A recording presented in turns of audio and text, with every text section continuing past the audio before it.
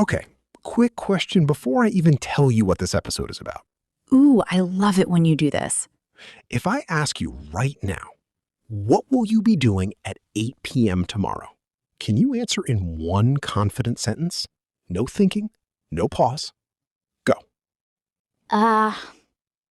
Okay. That's actually harder than it sounds. Exactly. And that little pause you just had, that's the moment your brain freezes. That's the moment where you know the words, but your mouth just doesn't move.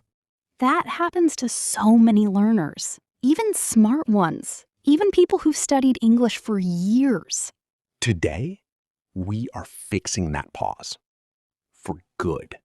By the end of this episode, you're going to use two of the smallest, most powerful phrases in English. And once you get them, you'll sound less like a textbook and more like a real person. A real person talking about real plans, real deadlines, real dreams. But first, a quick warning. These two phrases are cousins. They look similar. They sound similar. And that's exactly why almost every learner mixes them up at some point. Stick with us, because in about 30 seconds, we're going to tell you exactly what they are. And trust me, you already use this idea in your own language. You just don't know the English shape of it yet. So, are you ready to stop guessing? Welcome back to Talk Emma, the podcast where English stops feeling like homework and starts feeling like a conversation with a friend. I'm Ella. And I'm Leo. And today we're talking about two small phrases that carry a lot of weight. Will be and will have. Okay, can I be honest about something before we start? Always. Last night, I was texting a friend about my weekend, and I wrote, I will finish my project by Sunday. Then I stopped and thought, wait, should that be I will have finished? And I've spoken English my whole life. See, this is exactly why I love doing this podcast. Even native speakers pause on this sometimes. So if you're a learner and you feel confused right now, you are in very good company. So today isn't about being perfect. It's about understanding one simple pattern so your brain doesn't have to stop and panic every time you talk about the future. And here's how I want you to think about grammar today, especially these two little phrases. Words like will, be, and have are small. They don't look important on the page. But they're the glue. The glue? Yeah, think of a sentence like a wall. The big words, finish, study, arrive, those are the bricks. But bricks alone don't make a wall. You need glue to hold them together, or the whole thing falls down. So will be and will have are the glue that holds your future sentences together. Exactly. And once you see the pattern, you stop translating word by word in your head, and you just start to feel it. That's the real goal today. Not perfect grammar, just a pattern that feels natural in your mouth and in your mind. Let's start with will be. Good news, this one is the friendlier cousin, a little more flexible. Right, because will be actually does two jobs. Job number one, describing a future feeling or state. Give us an example. I will be so tired after this class. Or she will be happy when she sees the surprise. So the shape is simple. Will plus be plus adjective. It describes how someone will feel or what they will become. I will be a teacher one day. They will be ready by 6. Nice and clean. But will be has a second job, and this in the one that trips almost everyone up. It can also describe an action that's happening, in progress, at one exact moment in the future. This is will be plus a verb with ing. For example, at 8 p.m. tomorrow, I will be cooking dinner. So it's not just I will cook dinner. It's picturing the exact moment, like a photograph of you standing in the kitchen at 8 p.m. in the middle of doing it. That's a great way to picture it. A photo of a future moment, frozen in time. So if your friend calls you at 8 p.m. and asks, "What are you doing?" the true answer in the future is, I will be cooking dinner, not I will cook, because we're not talking about the plan anymore. We're talking about the middle of the action. here's a little trick for you. Next time you want to talk about the future, pause for 1 second and ask yourself a question in your head. Am I describing the whole action, like a plan? Or am I describing the middle of the action, like a photo at one exact moment? If it's the whole plan, simple future. I will cook dinner tonight. If it's one exact moment in progress, will be plus ing. At 8 p.m., I will be cooking dinner tonight. That little pause, that little question in your own head, that's the exact moment you stop translating and start actually thinking in English. So, think you've got it? Let's find out. Quick quiz time. Are you ready? Here's your sentence. This time tomorrow, I blank blank to Paris. Pause the video if you want, but I bet you already know it. Take a second, picture the moment. The answer is I will be flying to Paris because we're picturing the exact moment. This time tomorrow, mid-flight, above the clouds. If you got that right, drop a comment that says, I got it. Because that little feeling of getting it right, that's confidence, building one sentence at a time. Now let's meet the other cousin, will have. This one also does two jobs. Job one, possession in the future. For example, by next year, I will have a car. She will have enough money for the trip. So the shape here is will plus have plus noun. It just means something you will own or hold in the future. Simple enough. But job two is where it gets really interesting. And honestly, kind of powerful. This is will have plus the past participle, the completed action form. For example, by 9 p.m., I will have finished my homework. So we're not just saying I will finish, we're adding a deadline and saying the action will already be done, complete, before that moment arrives. Think of it like a finish line. Will have plus the past form is you, standing just past the finish line, looking back at the race. That's such a good picture. Standing past the finish line, looking back at what you already did. So here's the real difference between our two cousins, side by side. Will be plus ing means you're in the middle of the race. And will have plus the past form means you already crossed the finish line. At 8 p.m., I will be studying. I'm in the middle of study. By 8 p.m., I will have studied. I already finished studying before 8 p.m. even arrives. Same clock, same time. Two completely different pictures. One is the middle of the road, the other is the finish line. Hold on to that picture. It's going to make everything else today so much easier.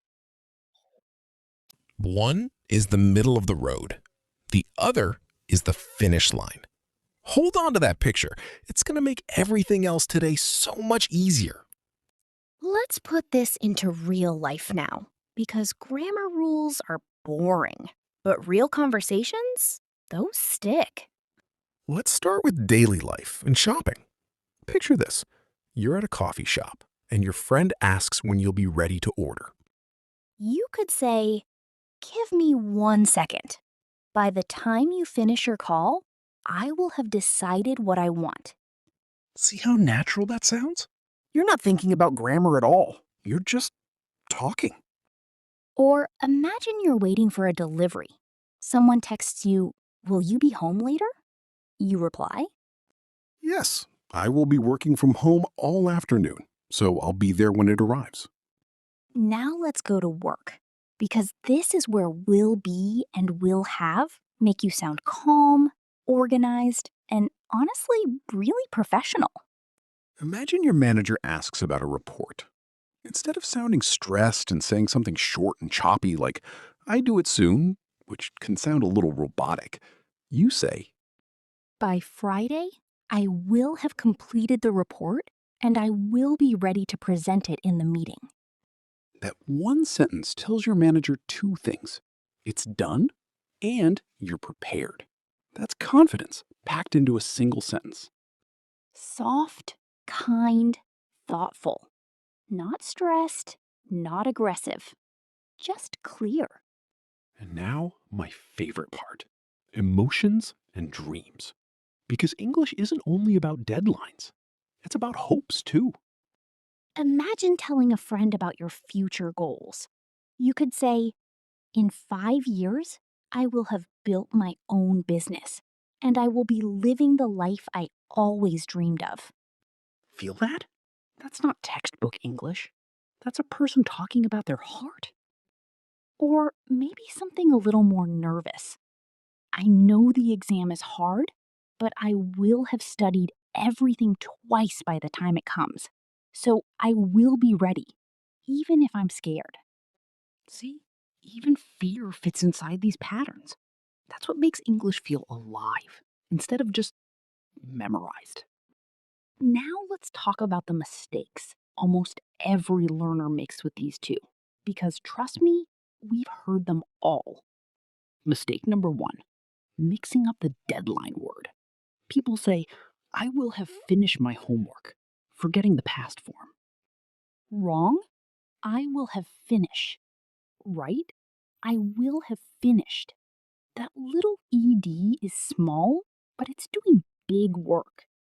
Mistake number 2, using will be plus the base verb instead of ing. People say, at 8 p.m., I will be study. Wrong. I will be study. Right? I will be studying. Add that ing, and suddenly it becomes a real photo of the moment. And mistake number 3, a sneaky one, confusing will have with just have. Someone says, I have finished tomorrow, which doesn't even make sense in English.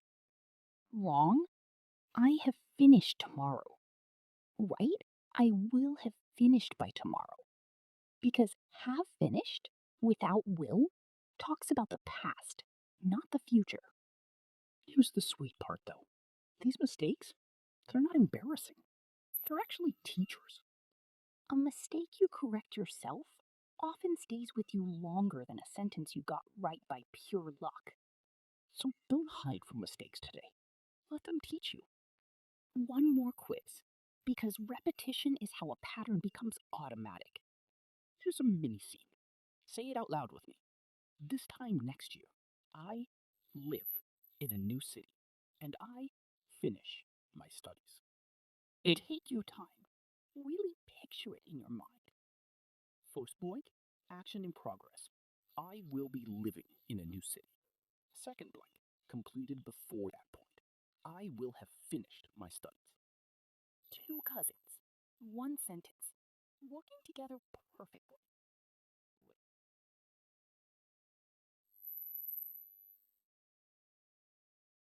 Now for something a little more advanced, for those of you ready to go further. You can combine both patterns in one sentence to sound really fluent.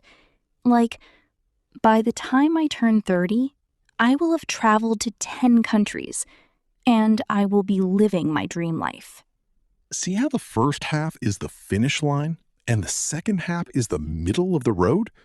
That combination is exactly what advanced speakers do naturally, without even thinking about it. Another advanced tip: in spoken English, native speakers often shorten will to I'll, she'll, we'll. So, I will have finished often sounds like I'll have finished in fast, natural speech. And with will be, it becomes I'll be working, she'll be studying. Listen for that contraction in movies and podcasts.